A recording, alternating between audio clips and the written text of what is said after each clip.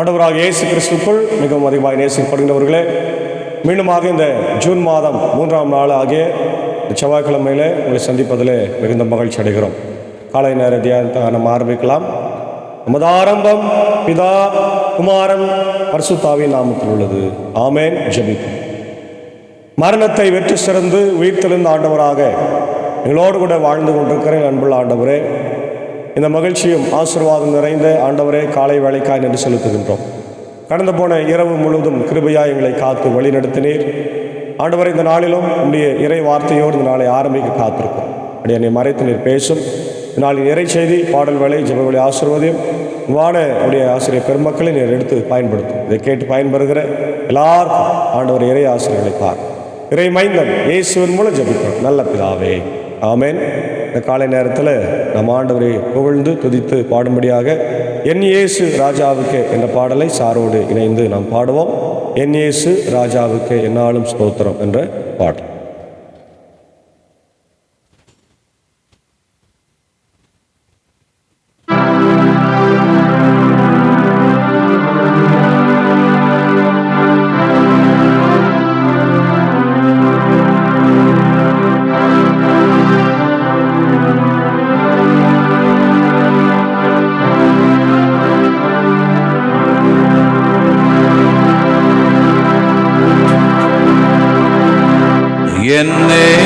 ராஜாவுக்கே என்னாலும் தோத்திரம், என்னோடு வாழ்பவர்க்கே என்னாலும் தோத்திரம். என்னே ராஜாவுக்கே என்னாலும் தோத்திரம், என்னோடு வாழ்பவர்க்கே என்னாலும் தோத்திரம். கர்த்தாவே, நீர் செய்த நன்மைகளை நித்தமும் நினைக்கின்றேன். கர்த்தாவே, நீர் செய்த நன்மைகளை நித்தமும் நினைக்கின்றேன். முழு உள்ளத்தோடு உன்னாமம், முழு உள்ளத்தோடு உன்னாமம் பாடி புகழுவேன். நான் பாடி புகழுவேன். என்னை ராஜாவுக்கே என்னாலும் தோத்திரம், என்னோடு வாழ்பவர்க்கே என்னாலும் தோத்திரம்.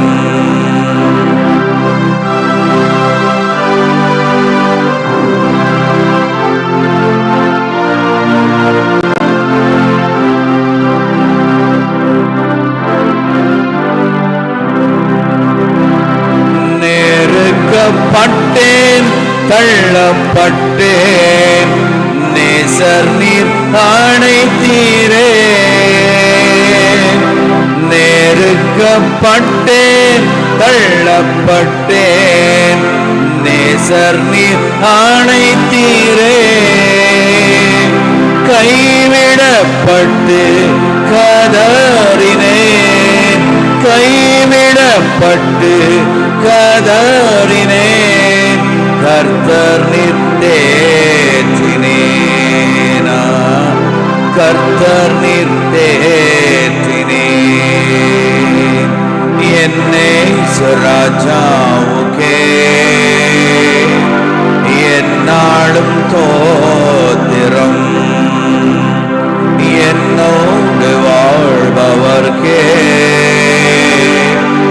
என்னாலும் தோத்திரம். ஏனே நான் வாழ்வது உமக்காக, உமது மகிமைக்காக. ஏனே நான் வாழ்வது உமக்காக, உமது உமது மகிமைக்காக உம்மன்பை எடுத்து சொல்லுவேன், உம்மன்பை எடுத்து சொல்லுவேன், ஓயாமல் பாடுவேன், நான் ஓயாமல் பாடுவேன். என்னே ராஜாவுக்கே என்னாலும் தோத்திரம், என்னோடு வாழ்பவர்க்கே என்னாலும் தோத்திரம். பாவங்கள் அனைத்தும் மன்னித்தீரே, நோய்களை சுகமாக்கினீர். பாவங்கள் அனைத்தும் மன்னித்தீரே, நோய்களை சுகமாக்கினீர். எனது ஜீவனை அழிவில் நின்று, எனது ஜீவனை அழிவில் நின்று காத்து ரட்சித்தீரே. என்னை ராஜாவுக்கே என்னாலும் தோத்திரம்,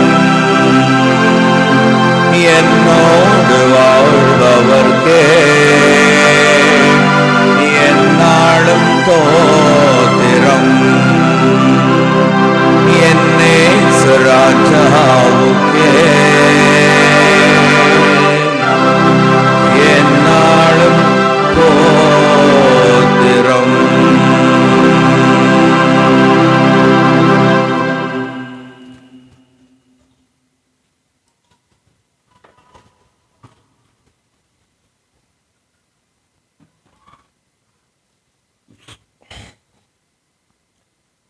ஆண்டவராக இயேசு கிறிஸ்துக்குள் மிகவும் அதிகமாய் நேசிக்கப்படுகின்றவர்களே, மீண்டுமாக இந்த மகிழ்ச்சியும் ஆசீர்வாதம் நிறைந்த காலை நேரத்தில் உங்கள் யாவரையும் இறைமைந்தன் இயேசுவின் திருப்பெயரில் இந்த காலை நேரத்தில் அன்போடு வாழ்த்தி வரவேற்கிறோம். இந்த நாளிலும் நாம் தியானிக்கும்படியாக எடுத்துக்கொண்ட கடவுளுடைய வார்த்தை, அது என்னாகம புத்தகம் 11ஆம் அதிகாரம் வசனங்கள் 24 முதல் 30 வரை உள்ள வசனங்கள். என்னாகமும் 11, 24 முதல் 30 வரை வசனங்கள்.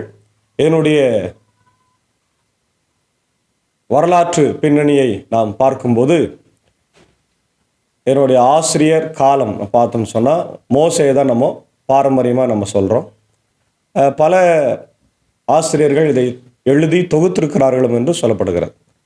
இதனுடைய தேதியை டேட் நம்ம பார்க்கும்போது எக்ஸாக்டாக நம்ம சொல்ல முடியாது. ஆனால் 13ஆம் நூற்றாண்டிலிருந்து 12ஆம் நூற்றாண்டு, அதாவது கிறிஸ்துவுக்கு முன்பாக எழுதப்பட்டதாக நம்ம பார்க்கின்றோம். இதனுடைய வரலாற்று நிகழ்வுகளை பார்க்கும்போது, இஸ்ரவேல் மக்கள் வனாந்தரத்தில் பயணமாகி கொண்டிருக்கிற ஒரு சமயம். இஸ்ரவேல் மக்களை எண்ணிக்கையில் அவங்கள எண்ணி அவங்க எந்த வகையில் இருக்கிறார்கள் என்பதை பிரித்து வைக்கின்ற ஒரு காலகட்டமாக இருக்கிறது. அதே நேரத்தில் மவுண்ட் சீனாய் மலைக்கு அடிவாரத்திலும் மோவாபுக்கு அந்த பகுதியில் அவர்கள் போகின்ற ஒரு காலகட்டமாகவும் இருக்கிறது. ஏறக்குறைய கானானுக்கு போகிற ஒரு சூழ்நிலை அங்கே இருக்கிறத பார்க்குறோம். முக்கியமான சம்பவங்கள் இங்கே சென்சஸ் எடுக்கிறாங்க. அதனால தான் அது எண்ணிக்கை என்று சொல்லப்படுகிறது. நம்பர்ஸ் என்று நம்ம ஆங்கிலத்தில் சொல்கிறோம். எண்ணிக்கை, சென்சஸ் அண்ட் ஆர்கனைசேஷன். இஸ்ரவேல் மக்களை சென்சஸ் எடுத்து அவங்க ஒவ்வொரு குழுவாக ஆர்கனைஸ் பண்ணி தயார் பண்ணுறாங்க. ரெண்டாவது, இவங்க நிறைய நேரத்தில் கடவுளை விட்டு பின்வாங்கி போகின்றதை நம்ம பார்க்குறோம். ரெபெல்லியன் அண்ட் டிஸ்ஒபீடியன்ஸ், அதாவது கோராவனுடைய பிள்ளைகள் ஆண்டவருக்கு விரோதமாக எதிர்த்து பேசி அவங்க இறந்து போனதை ஒரு சம்பவமாக நம்ம பார்க்குறோம். மூன்றாவது, காட்ஸ் ஜட்ஜ்மெண்ட் அண்ட் மர்சி, கடவுளுடைய நீதி நியாய தீர்ப்பும் அவருடைய அன்பும் கிருபையும் அவங்க இருக்கிறது. அதே நேரத்தில் அவங்க தண்டனையும் இருக்கிறது, நீதி தீர்ப்பும் இருக்கிறது நம்ம பார்க்குறோம். நாலாவது, லீடர்ஷிப் அண்ட் வர்ஷிப், பிரதிநிதித்துவம், தலைமைத்துவம், அதே நேரத்தில் தொழுகை, இவை எல்லாவற்றையுமே இந்த புத்தகத்தில் நம்ம பார்க்க முடிகிறது. இன்னும் சில பகுதிகளில் ஆயர்களுக்குரிய, அதாவது ப்ரீஸ்டுட் என்கின்ற அந்த காரியங்களும் விளக்கி சொல்லப்பட்டிருக்கு. முக்கியமான இறையியல் சிந்தனைகள் பார்த்தோம்னு சொன்னால், கடவுளுடைய ஆளுகை, God's sovereignty, all the Nations இல்லையா. கடவுள் இஸ்ரவேல் மக்களை மட்டுமல்ல உலக அனைத்தையும் ஆளுகை செய்கிறவர் என்பதை பார்க்கிறோம். இஸ்ரேல்ஸ் கவனன்ட் ரிலேஷன்ஷிப், இஸ்ரேலுக்கும் ஆண்டவருக்கும் உள்ள இந்த கவனன்ட் உடன்படிக்கையின் அடையாளத்தை நம்மங்க கடவுள் செய்திருக்கிறத நம்ம பார்க்கிறோம். மூன்றாவது ஃபெய்த் அண்ட் ட்ரஸ்ட், இஸ்ரவேல் மக்கள் ஆண்டவரில் வைக்கின்ற நம்பிக்கை குறித்து நம்ம பார்க்கின்றோம். அன்பானவர்கள், இந்த பகுதி 11:24-30 பார்த்தோம்னா, ஆண்டவர் ஆவியானவரை, தம்முடைய ஆவியானவரை அங்கே இருக்கிற எல்லா மூப்பர்களுக்கும் பகிர்ந்து கொடுத்தார் என்று நம்ம பார்க்குறோம். அப்போ பகிர்ந்து வாழுகின்ற சமூகம் தான் கிறிஸ்தவ சமூகம். அல்லேலூயா. இங்க பெரியவர்கள் பழமொழி ஒன்று சொல்வார்கள், காக்கை பகிர்ந்து உண்ணும் என்று. அது உண்மையாகவே உண்ணுமா அப்படின்னெல்லாம் ஆராய்ச்சி பண்ணி பார்த்ததில் அப்படிலாம் கிடையாது. ஆனால் ஏன் அப்படி சொல்கிறாங்கன்னா, சில நேரத்தில் அது கத்துமா, காகம் கத்தும்போது மற்ற காகங்கள் வந்து இந்த உணவை பகிர்ந்து கொண்டு சாப்பிடும் என்று சொல்லியிருக்கிறார்கள். ஒருவேளை அது உண்மையா பொய்யா நமக்கு தெரியாது. ஆனால் அந்த வார்த்தைக்கு நம்ம வாழ்க்கையில் இடம் கொடுக்க வேண்டும். பகிர்ந்து வாழ்வது, பகிர்ந்து உண்ணுவது, பகிர்ந்து வாழ்வது, இதுதான் கிறிஸ்தவ சமூகத்திற்கு ஆண்டவர் கொடுக்கின்ற ஒரு பெரிய ஆசீர்வாதம். ஆமென். இன்னைக்கு திருச்சபை என்பது கூட பகிர்ந்து வாழக்கூடிய ஒரு திருச்சபையாக இருக்க வேண்டும். அன்பையும் பகிர்ந்து கொள்ள வேண்டும், எல்லாவற்றையும் தாளந்துகளை பகிர்ந்து கொள்ள வேண்டும், வரங்களை பகிர்ந்து கொள்ள வேண்டும், உணவை பகிர்ந்து கொள்ள வேண்டும் இல்லையா. நம்ம கிடைத்த நன்மைகளை, ஆசீர்வாதங்களை மற்றவர்களுக்கு பகிர்ந்து கொள்ள வேண்டும் என்று தான் நம்ம இங்கே பார்க்குறோம். அதுவும் குறிப்பாக இங்கே மூப்பர்களுக்கு வழங்கப்பட்ட அந்த ஆவி பாளையத்திற்கு வெளியே இருந்த எல்தாது மேதாதுக்கும் கொடுக்கப்படுகிறது. மற்றவர்கள் கோபப்படும் போது மோசே சொல்றாரு, ஏன் நீங்க கோபப்படுறீங்க, அவங்க மேல நீங்க ஏன் பொறாமப்படுறீங்க, ஆண்டவருடைய ஆவி எல்லா மேல வருவது நல்லது இல்லையா, அவங்க எல்லாரும் ஊழியத்தை செய்யறது நல்லது இல்லையா அப்படின்னு சொல்றாரு. அப்போ இதுல என்ன சொல்றாருன்னா, Moses emphasize the theme of the spirits overflow and sharing the leadership, shared leadership அப்படின்னு நம்ம பார்க்குறோம். இப்போ த ஸ்பிரிட்ஸ் ஓவர்ஃப்ளோ, ஆவியானவருடைய அந்த ஊற்றப்படுதல், the spirits descent, describe the descent என்று சொல்லப்பட்டிருக்கு. இப்போ இந்த ஆவியானவர் ஊற்றப்படுவதை நம்ம இங்கே பார்க்குறோம். 70 மூப்பர்கள் மேலே அது ஊற்றப்படுகிறது இல்லையா. அதான் நம்ம 11:24 நம்ம பார்க்கிறோம். அவ்வாறு மோசே வெளியே சென்று மக்களிடம் ஆண்டவரின் வார்த்தைகளை கூறினார். மக்களின் மூப்பரில் 70 பேரை அழைத்து கூடாரத்தை சுற்றிலும் அவர்களை நிறுத்தி வைத்தார். பின்னர் ஆண்டவர் மேகத்தில் இறங்கி வந்து அவரோடு பேசினார். அவரில் இருந்த ஆவியில் கொஞ்சம் எடுத்து 70 மூப்பருக்கு அளித்தார். ஆவி அவர்கள் மேல் இறங்கவே அவர்கள் இறைவாக்கு உரைத்தார். இப்போ மோசேக்கு கொடுக்கப்பட்டிருந்த இறைவாக்கை அவர் தனக்குத்தானே நிறுத்தி வைத்து கொண்டார் என்பதை நம்ம இங்க பார்க்கல. மாறாக என்ன பார்க்கிறோம், அவர் பகிர்ந்து அளித்தார். இதுதான் தலைமைத்துவத்தினுடைய அடையாளமா இருக்கிறது. தலைமைத்துவத்தினுடைய அடையாளமே பகிர்வு, ஷேரிங் இல்லையா. நம்முடைய அதிகாரத்தை நாம் பகிர்ந்து அளிக்க வேண்டும். எப்பவுமே அதிகார குவியல் இருக்கக்கூடாது, அதிகார பகிர்வு இருக்க வேண்டும். அதிகார பகிர்தல் மட்டுமே ஒரு தேசத்தையும் ஒரு திருச்சபையையும் ஒரு குடும்பத்தையும் கட்டி எழுப்பும் என்பதில் எந்த சந்தேகமும் இல்லை. இன்னைக்கு நிறைய இடங்களிலே, அரசியல் தளங்களில் கூட சரி, திருச்சபையில், ஊழிய தளங்களிலே, குடும்பங்களில் நான் பார்க்கும்போது அதிகாரத்தை ஒருத்தரை எடுத்துக்கிறதுக்கு பார்ப்பான். எடுத்துக்கணும், நான் சொல்கிறது தான் செய்யணும், நான் சொல்கிறது தான் கேட்கணும். இன்றைக்கி நிறைய குடும்பங்கள் சீரழிந்து போவதற்கு அதுதான் காரணம். கணவன் ஒரு அதிகாரத்தை எடுத்துக்கொள்வது, மனைவி ஒரு அதிகாரத்தை எடுத்துக்கொள்வது, 2 பேர் 2 திசையில் பயணித்து குடும்பத்தை நடுத்தருவில் விட்டுருவாங்க. பிள்ளைகளெல்லாம் இன்னைக்கு கஷ்டப்படுகிறது நாம் அதே போல் திருச்சபை கூட அப்படித்தான். ஆயருக்கு அதிகாரம் ஜாஸ்தியா, பொறுப்பாளர்களுக்கு ஜாஸ்தியா, யார் இன்னைக்கு ஆளுகை செய்வது அப்படி இப்படின்னு சொல்லி. ஆனால் உண்மையாகவே 2 பேருக்குமே கடவுள் கொடுத்திருக்கிற ஆவியானவர் எதுக்காக? ஊழியம் செய்வதற்காக.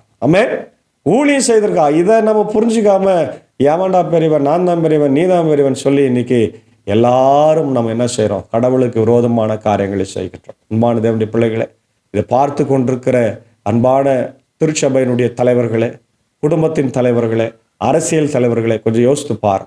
இந்த பதவியெல்லாம் யார் கொடுத்தது? கடவுள் தானே கொடுத்தாங்க. இந்த பதவிக்காக நீங்கள் என்ன உழைச்சிருக்கிறீங்க? ஒருவேளை நீங்கள் பணம் செலவு பண்ணியிருக்கலாம், அது பிரயோஜனம் இல்லை. பணம் செலவு பண்ணாத ஒருத்தன் அவன் ஆட்சி செய்கிறான்னா அவன் தான் நல்லவன். பணம் செய்து வரவன் எல்லாமே கெட்டவன் தான், எவனாக இருந்தாலும் சரி இல்லையா. அப்போ அவன் ஒரு ஆட்சி செய்ய மாட்டான். அவன் என்ன பண்ணுவான்? பணத்தை எடுக்கிறதுக்கு தான் பார்ப்பான். இன்றைக்கி அதான் நம்ம பார்க்குறோம், திருச்சபைகளில் அதான் பார்க்குறோம்.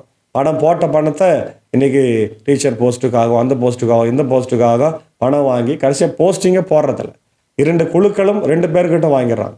இன்றைக்கி நிறைய இப்படிப்பட்ட சம்பவங்களால் திருச்சபையின் மக்கள் பணங்களை இழந்து இன்றைக்கி சோர்ந்து போயிருக்கிறார். இல்லை, எல்லா திருச்சபைகளும் அப்படி தான் நம்ம பார்க்குறோம்.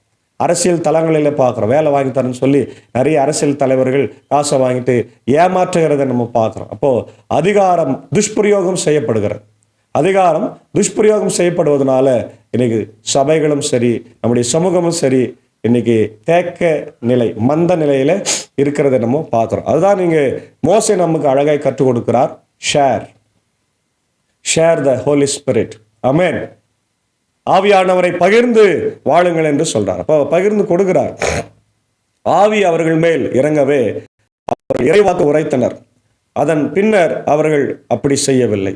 2 மனிதர் பாளையத்திலேயே தங்கிவிட்டனர். ஒருவன் பெயர் எல்தாது, மற்றவன் பெயர் மேதாது. அவர்கள் மீதும் ஆவியானவர் இறங்கினார்.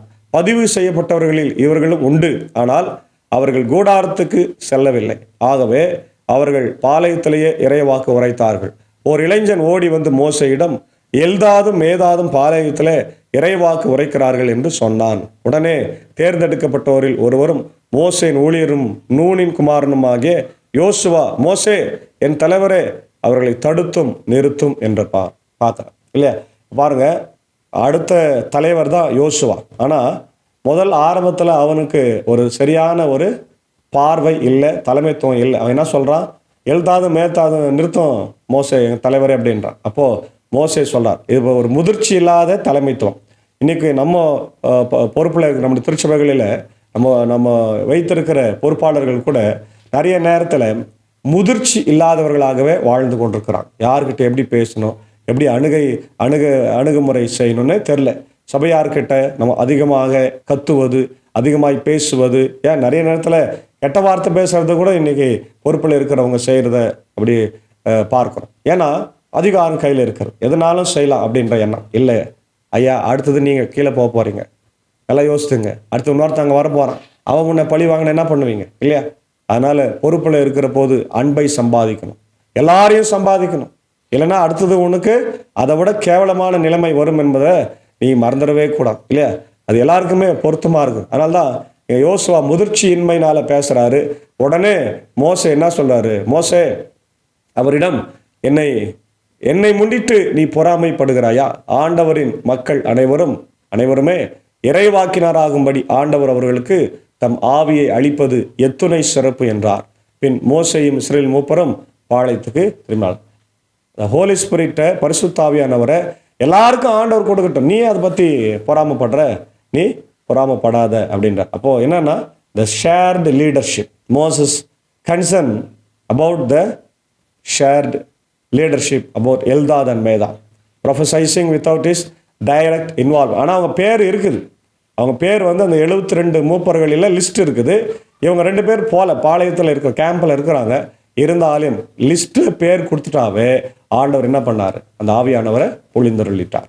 அப்போது யோசுவாவை மோசே கண்டித்து அப்படிலாம் செய்யாத அப்படின்னு சொல்கிறார். அப்போ இதில் என்ன நம்ம புரிஞ்சுக்கிறோன்னா, ஷேரிங்கும் இருக்கிறது, அதே நேரத்தில் யூனிட்டி இருக்குது. Importance of the unity. Moses response பண்ணி சொல்கிறாரு, எல்லாரும் ஒற்றுமையாக இருக்கட்டும், விடுப்பா, எல்லாரும் தீர்க்க தரிசனத்தை உரைக்கட்டும், அப்போ தான் சபை வளரும், மக்கள் வளருவாங்க அப்படின்றார். Unity in the spirit, the importance of unity and the shared leadership. இல்லையா?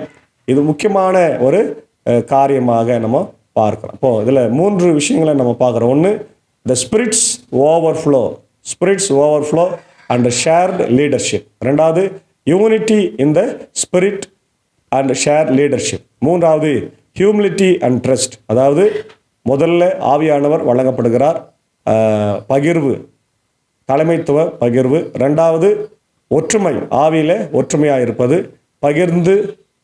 பகிர்ந்த ஆவியை பகிர்வது. 3வது, தாழ்மை, ஹியூமிலிட்டி அண்ட் ட்ரஸ்ட், தாழ்மையும் நம்பிக்கையும். அதே நேரத்தில் கடவுளுடைய ஆளுகை தன்மையில் நாம் நம்பிக்கையோடு இருப்பது. அதுதான் இங்கே பார்க்குறோம். அப்போது இவங்களுடைய வாழ்க்கையில் இவங்க என்னென்ன செஞ்சாங்க அப்படின்றதுக்கெல்லாம் இங்கே வில்டர்னஸ் ஜேர்னியில் அவங்க இருந்தாங்க. ரெபல்லியன் அண்ட் டிஸ்ஒபீடியன்ஸ் நம்ம பார்க்குறோம். யாத்திராக 32:1-35 கோல்டன் காஃப் இல்லையா, தங்கத்தில் பொன் கன்றுக்குட்டியை செய்து வணங்கி கடவுளுக்கு விரோதமாக செய்தாங்க. என்னாகும் 16:1-50 பார்க்குற கோராவும் ஃபேமிலியும் ரெபெலியன் பண்ணி ஆண்டவர் விரோதமான காரியங்களை செய்தாங்க. 1 கொரிந்தியர் 10:1-13 பார்க்குறோம்.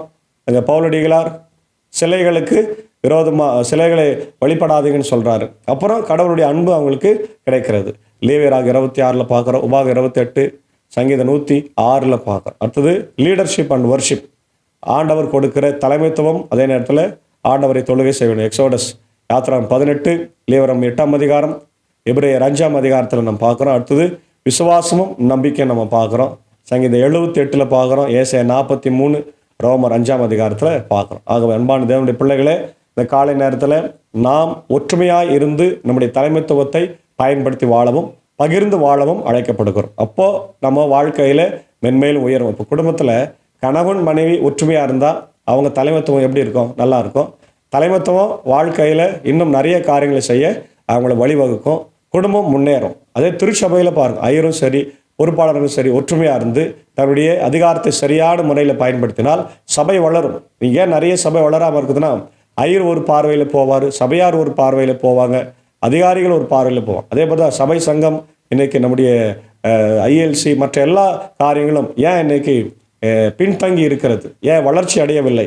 இன்றைக்கி எலெக்ஷன் நடந்து 3 வருடங்கள் முடிய போகிறது. சபை சங்கத்திலும் சரி ஐஎல்சிலும் சரி நிறைய காரியங்கள் திட்டமிட்டார்கள், ஆனால் நடைபெறவே இல்லை. ஏன்னா நம்ம பொறுப்பாளர்களுக்குள்ள ஒற்றுமை இல்லை, சபை சங்கத்துக்கும் ஒற்றுமை இல்லை, அதே நேரத்தில் நம்முடைய ஐஎல்சிக்கும் ஒற்றுமை இல்லாத ஒரு சூழ்நிலையில் நம்ம வாழ்ந்து கொண்டிருக்கோம். இந்த நிலைமைகள் எல்லாம் மாற வேண்டும் என்று சொன்னால் நாம் ஆவியானவரை ஒற்றுமையாக அனுபவித்து நாம் இந்த உலகத்தில் ஆண்டவருக்கு பிரியமான பிள்ளைகளாக வாழ வேண்டும். அதுதான் ஆண்டவர் நமக்கு கொடுக்கிற ஆசீர்வாதம். ஆகவே அன்பான தேவனுடைய பிள்ளைகளே, நாம் ஒற்றுமையாக இருந்து நம்முடைய ஆவியானவரை பகிர்ந்து இனி உலகத்தில் ஆண்டவருக்கு சாட்சியாய் வாழ தூய ஆவியானவர் நம்மை வழிநடத்தி காப்பாராக. ஆமேன். ஆண்டவரை நோக்கி ஜெபம் செய்வோம். மகா இரக்கமும் கிருபை நிறைந்த நல்லாண்டவரே, எங்கள் ராஜாதி ராஜாவே, கர்த்தாதி கர்த்தாவே, இந்த ஆசீர்வதிக்கப்பட்ட மனமகிழ்ச்சியான காலை நேரத்திற்காக நன்றி செலுத்துகிறோம். ஆண்டவரே, கடந்து போன இரவில் எங்களோடு இருந்து எங்களை காத்து வழிநடத்தினே. இந்த காலை நேரத்தில் நம்முடைய இறை வார்த்தையாகிய ஆண்டவரே ஆவியானவரை பகிர்தலும் தலைமைத்துவத்தை எப்படி நாங்கள் பயன்படுத்த வேண்டும் என்பதை எங்களுக்கு கற்றுக் கொடுத்திருக்கிறேன். அதை நாங்கள் உணர்ந்து இந்த உலகத்தில் நமக்கு சாட்சியாய் வாழ கிருபை தார். இந்த காலை நேரத்தில் இறை வார்த்தையை கேட்டுக்கொண்டிருக்கிற அகில உலகத்தில் இருக்கிற மக்களுக்காக, குறிப்பாக தமிழ் மக்களுக்காக நாங்கள் ஜெபிக்கின்றோம். ஆண்டவரே, தமிழ் கிறிஸ்தவர்கள், ஆண்டவர் கிறிஸ்தவர் அல்லாத மக்கள் எல்லாரையும் ஆசீர்வதிங்க. உலக நாடுகளில் இருக்கிற மக்களுக்காக ஜெபிக்கிறோம். உலக நாடுகள் ஏற்பட்டு கொண்டிருக்கிற ஆண்டவரை புவியியல் மாற்றங்கள், ஆண்டவரே இதோ இயற்கை பேரிடர்கள், போர் பதற்றங்கள் எல்லாம் மாற்றம். இந்த நேரத்தில் இந்திய தேசத்திற்காக ஜெபிக்கிறோம். தாய் திருநாடாகிய தேசத்தை ஆசீர்வதியும். இல்லை ஆட்சி செய்கின்றவர்களை ஆசீர்வதியும். முதலமைச்சர் ஆசீர்வதியும். அனைத்து மாநிலத்தின் முதலமைச்சர்கள் ஆசீர்வதியும். இந்தியா தமிழ்நாட்டில் ஆண்டவரே, தமிழ்நாடு எல்லா இடத்திலும் அமைதி சமாதானத்தில் என் தேவன் நடத்த வேண்டும் என்று ஜெபிக்கும். இந்த நேரத்தில் இந்த ஊழியத்தில் இருக்கிற என்னுடைய அன்பர் சாருக்காக, ஏஞ்சக்காவுக்காக, அன்பான பிள்ளைகள் மாத்தல் மரியாளுக்காக ஜெபிக்கிறோம். குடும்பங்களை ஆசீர்வதி வழி நடத்த ராஜா. தேவலை சந்தியும். விசேஷமாக ஆண்டவரே, என்னுடைய அன்புக்குரிய சாரும் அக்காவும் நேற்று தினத்தில் தன்னுடைய திருமண நாளை கொண்டாடி இருக்கிறாங்க, நன்றி செலுத்துகிறோம். தொடர்ந்து அவர்களை ஆசீர்வதி வழி நடத்தும். தேவலை சந்தி. அதே போல் அவருடைய சாக்கோ சாருக்காக ஆண்டவரை டீச்சருக்காக ஜெபிக்கிறோம். அவருடைய பணிகளையும் ஊழியங்களையும் ஆசீர்வதி வழி நடத்தும். அடியனையும் குடும்பத்தாரையும் ஆசீர்வதி வழி நடத்தும். ஊழியங்களை ஆசீர்வதியும். ஆண்டவர் செய்கின்ற இதோ ஆண்டவர் பாபனப்பள்ளி போத வட்டத்தில் பணியாற்றுகிற போதும் கிருபை அந்த போத வட்டத்தோடு இருக்க வேண்டும் என்று ஜெபிக்கிறோம். திருச்சபையை கட்டுவதற்கான ஆயத்தல் நடைபெறுகிறது. தேவையில்லை சந்திய ராஜா. பாபனப்பள்ளி, மின்னூர், வடகரை, மேல் சனப்பன் திருச்சபைகள், குடும்பங்கள், பொறுப்பாளர்கள் யாவரையும் ஆசீர்வதியும். யாவருக்கும் பாதுகாப்பை தாரும். யாருக்கும் எந்த ஆபத்தும் விபத்து நாசம் மோசலும் வியாதிகளும் பலவீனங்களும் வராதபடி காத்துறலும். பலவீனமாக இருக்கிற எல்லாரையும் என் தேவன் கண்ணோக்கி பார்த்தார். குறிப்பாக இந்த நேரத்தில் என்னுடைய ஆயர்களுக்காய், திருச்சபை மக்களுக்காய் வேண்டிக் கொள்கிறோம். கர்த்தர் எல்லாரையும் ஆசீர்வதி ராஜா. ஆண்டவர் இந்த நேரத்தில் இதோ சிகுரமாக இருக்கின்ற என்னுடைய அன்புக்குரிய ஆண்டவர் சென்னை வெஸ்டர்ன் பிஎட் கல்லூரி பிரின்சிபல் ஆண்டவர் டாக்டர் ஷெரின்ஸ் என்னுடைய அன்பு தாயார் ஆண்டவரை சாவித்திரி அம்மாவுக்காக ஜெபிக்கிறோம். ஆண்டவர் திடீரென்று நெஞ்சுவலி ஏற்பட்டு ஐசியூவில் இருக்கிறாங்க. ஆண்டவரே, இதோ தற்போது சிகிச்சை நடந்து வருகிறது என்று பார்க்கிறோம். கண்ணோக்கி பாருங்க. ஆண்டவரே, உன்னை குணமாக்கும் கர்த்தர் நானே. உன்னுடைய பலவீனத்தில் என் பலன் பரிபூரணமாக விளங்கும் என்று சொல்லியிருக்கிற ஆண்டவர் அம்மாவுக்கு நிறைய ஆண்டவர் மெடிசன்ஸ் உடைய பாதுகாப்பு ஆசீர்வாதத்தை தந்து ஆண்டவரே அவர்கள் சீக்கிரமாய் சுகம் பெற்று தன் வீடு திரும்ப கிருபைத்தார். இதை டாக்டர் ஷெரீனுக்காக ஜெபிக்கிறோம். இது குறித்து கவலைப்படாமல் ஆண்டவரே நாங்கள் ஜெபிக்கிறோம். நிச்சயமாக ஆண்டவர் எங்களுக்கு பதில் தருவார் என்று சொல்லி ஆண்டவரே அன்பு சகோதரி அவர்கள் திடமாக இருக்க கர்த்தர் நீர் கிருபை தர வேண்டுமா ஜெபிக்கிறோம். உடைய பணிகள் எல்லாரும் கர்த்தர் ஆசீர்வதிங்க. கொடுக்கப்படுகிற ஆண்டவர் சிகிச்சைகள் ஏற்புடையதாக இருக்கட்டும். அதே போல ஆண்டவர் இந்த நாளிலே என்னுடைய பிறந்த நாட்களை கண்டு நன்றி செலுத்திக் கொண்டிருக்கிற என்னுடைய அருமையான கர்த்தாவே கலை பிரசன்னா ஜான்சன் அவர்களுக்கு ஜெபிக்கிறோம். அன்பான ஆண்டவர் சகோதரி ஆசீர்வதிங்க, பலப்படுத்துங்க.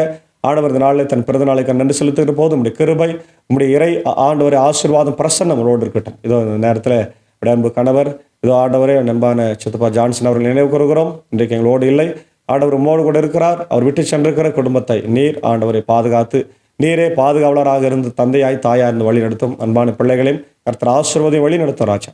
அதே போல ஆண்டவரே என்னுடைய நரியம்பட்டு பகுதியில் இருக்கின்ற ஆண்டவரே அபியினுடைய அன்பு ஆண்டவரை பிள்ளை ஆக்னஸ் ஏஞ்சலுக்கு ஜெபிக்கிறோம். மகளை ஆசீர்வதிங்க. இந்த நாளில் தன் பிறந்த நாளுக்கு நன்றி செலுத்துகிற போது வாலிபிள்ளை இருக்கிறபடினாலே வாலிபன் தன் வழி எதனால் சுத்தம் பண்ணுவான், வசனத்தினாலே காத்து விழுவதனால் என்று சொல்லியிருக்கிறோம். உங்களுடைய வார்த்தையின்படி அன்பு பிள்ளையை ஆசீர்வதிங்க. அதே போல என்னுடைய அன்புக்குரிய ஆசிரியர் கண்கடியா ஆண்டவரே நடுநிலை பள்ளியினுடைய ஆசிரியர் இருக்கிற ரூபன் காந்தி ஆசிரியருக்காக ஜெபிக்கிறோம். வீராங்கப்பன் திருச்சபையில் பல பொறுப்பில் இருந்தவர். சபை சங்கத்தில் ஆண்டவரே இன்றைக்கு ஆர்வமாக அடுத்த ஆண்டு நிகழ்வுகளுக்கெல்லாம் தன்னை அர்ப்பணித்து கொண்டு ஊழியத்தில் இருக்கிறார். கண்ணோக்கிப்பார். அவரையும் அன்பான மனைவி பிள்ளைகளையும் ஆசீர்வதிங்க. சார்ந்திருக்கிற அந்த வீராங்கப்பம் பரிசுத்த விசுவாச திருச்சபை ஆசீர்வதிங்க. கர்த்தாவை தொடர்ந்து அவரை வழிநடத்துங்க. எல்லா தேவைகளையும் சந்திக்க வேண்டுமா ஜெபிக்கும். இன்னும் யாரெல்லாம் இந்த நாளில் பிறந்த நாளை திருமணத்தை காணுகின்றார்கள் எல்லாரையும் விசேஷமாக ஆண்டவரை இதோ ஒரு மிகப்பெரிய துக்கத்தை உடைய இந்திய சுவிசேஷ திருச்சபை சந்தித்திருக்கிறது. உடைய வைஸ் பிரசிடென்ட் ஆண்டவரே அருட்பணி ஆண்டவரே வைக்க மோகன்தாஸ் ஐயா அவர்கள் நேற்ற தினத்தில் காலமாயிருக்கிறார்கள். இன்றைக்கு அவர் இழந்திருக்கிற அவருடைய அன்பு மனைவி ஆண்டவரே அவருடைய அன்புக்குரிய ஷீலா அக்காவுக்காக ஜெபிக்கிறோம். எங்களோடு 4 வருடங்கள் பிடிஹெச் படித்தார்கள். ஆண்டவரே இன்றைக்கு அவருடைய அன்பு கணவரை இழந்து வாடுகிற போது உலகம் தர முடியாத ஆறுதலை சமாதானத்தை தார். அன்பான விட்டு சென்றுகிற மகளுக்காக ஜெபிக்கிறோம். கண்ணோக்கி பாருங்க. ட்ராண்ட்ரம் செனாடுக்காக ஜெபிக்கிறோம். அனைத்து போதகர்களுக்கும் சபைகளுக்கும் ஆறுதலை தர வேண்டுமா ஜெபிக்கிறோம். அதே போல என்னுடைய வேலூர் கிறிஸ்து லுத்தரன் நூற்றாண்டு திருச்சபையினுடைய ஆண்டவரை காலம் சென்ற அருள் திரு ஆண்டவர் ஐசக் மூன் ஐயாவுடைய அன்பு மாமியார் ஆண்டவரே திருமதி சரோஜா ஜெயசலன் அவர்களுக்காக ஜெபிக்கிறோம். அவர்களும் நேற்று தினத்தில் காலமாகி அடக்கமாக இருக்கிறார்கள். ஆண்டவரே அவர்களை இழந்திருக்கிற அன்பான குடும்பத்தின் பிள்ளைகள் அவருடைய 3 ஆண்டவரே மகள்கள், அவருடைய அருமையான ஆண்டவரை கணவர்கள், பேர பிள்ளைகள், குடும்பத்தின் மக்கள், ஐசக் மூன் ஐயாவுடைய அன்பு பிள்ளைகளுக்காக ஜெபிக்கிறோம். எல்லாரையும் கண்ணோக்கி பாருங்க. இன்றைக்கு நடைபெறுகிற அந்த இல்ல வழிபாட்டில் கூட நம்முடைய ஆறுதலை அந்த குடும்பத்திற்கு நீர் தர வேண்டுமா ஜெபிக்கிறோம். தொடர்ந்து ஆண்டவருடைய கிருபைகள் இந்த நாளில் எங்களோடு தங்கியிருக்கட்டும். இடைய பணிகள், பயணங்கள், ஊழியர்களை கர்த்தர் ஆசீர்வதியும். வெயிலின் உஷ்ணம் அதிகமாக இருக்கிறது. இதிலிருந்து எங்களை காத்துக்கொள்ள வேண்டும் என்று நான் ஜெபிக்கிறோம். ஆண்டவர் நிறைய மழை எதிர்பார்க்கிற ராஜா நீர் தார். துதிகான மகிமையை செலுத்துகிறோம். இறை மைந்தன் இயேசுவின் மூலம் ஜெபிக்கிறோம் நல்ல பிதாவே, ஆமென். இலாவல்ல தந்தை, மகன், தூய ஆவியின் ஆசைகள் இந்த நாளிலே நம்ம நேரோடு கூட தங்கி தரித்திருப்பதாக. ஆமென்.